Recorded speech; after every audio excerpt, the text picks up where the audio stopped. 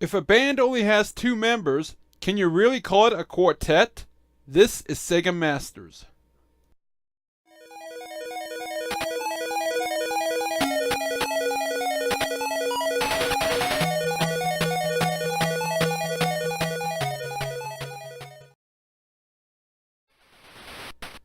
Another in Sega's long line of arcade games makes its way to the Master System, and this time around it's Quartet, a space run-and-gun as the title screen suggests.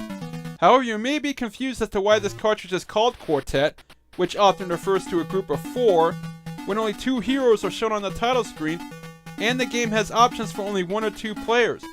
Wouldn't that only be half a quartet? Or a duet, in other words? The original Quartet arcade game came out in 1986 and was clearly inspired by Midway's arcade classic Gauntlet, as four players could participate simultaneously. Open the door!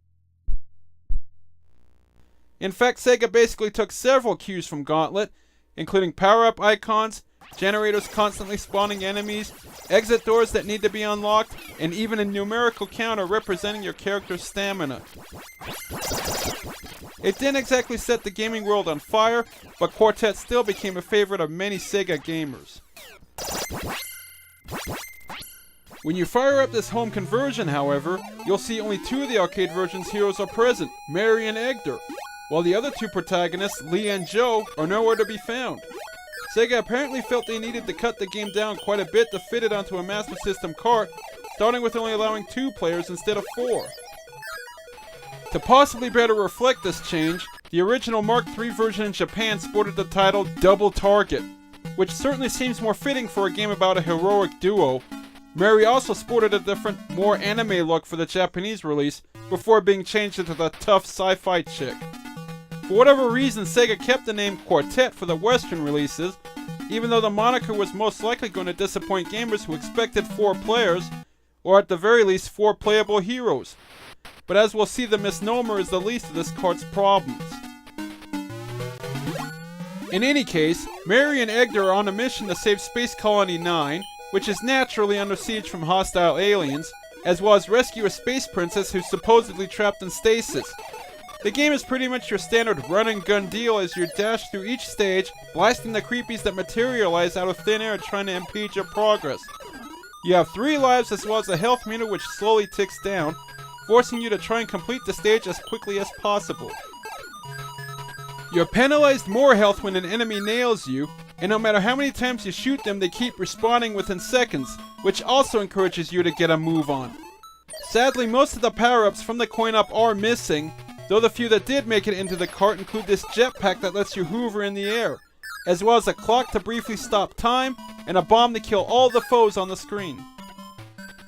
At the end of the stage, you must confront a boss monster that holds the key to the exit door, and incidentally the bosses in this cart are completely different from the arcade version. Simply avoid the projectiles while firing back, and once you land enough shots to kill the boss, snag the key that appears, then open the door and it's off to the next level, after a brief presentation screen.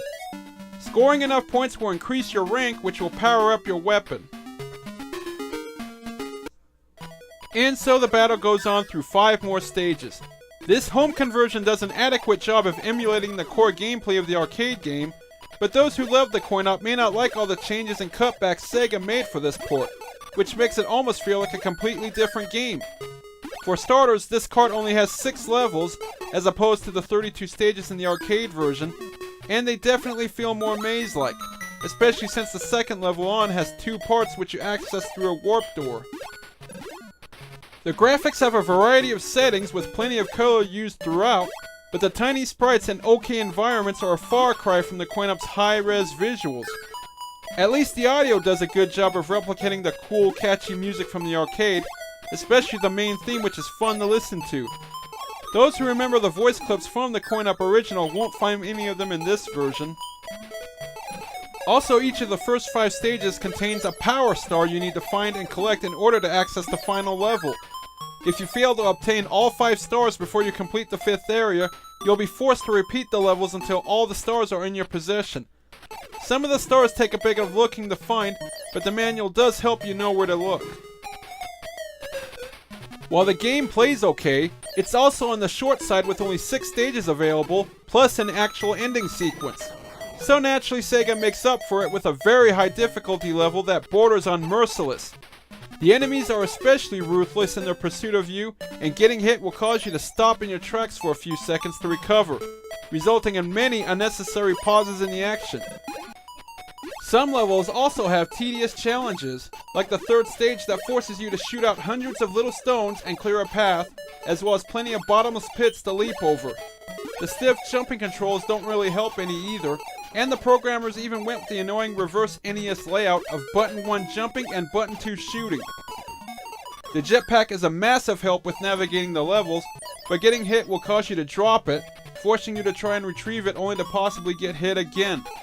Sadly, if a foe nails you while you're hovering over a pit, it's instant death. The boss fights are especially aggravating, and you'll need the jetpack to make these sequences somewhat manageable, since most of the bosses are airborne and spray a ton of bullets at you. If you are forced to battle on foot, prepare for lots of frustrations and even deaths. Fortunately, when you run out of health, you'll start to float away before respawning right in the spot you died at, though there's no continues once all your lives are used up. So overall, I just can't call Quartet a good game. There's just too many frustrating annoyances that squeeze most of the fun out of it, and had these issues been addressed, this cart could have still provided some solid run and gun action for the Master System, even if it wasn't completely faithful to the arcade version. As is, the cart is playable with enough patience, and the simultaneous 2-player mode does help slightly, but the bottom line is Quartet isn't worth your time, even if it didn't have such a misleading title.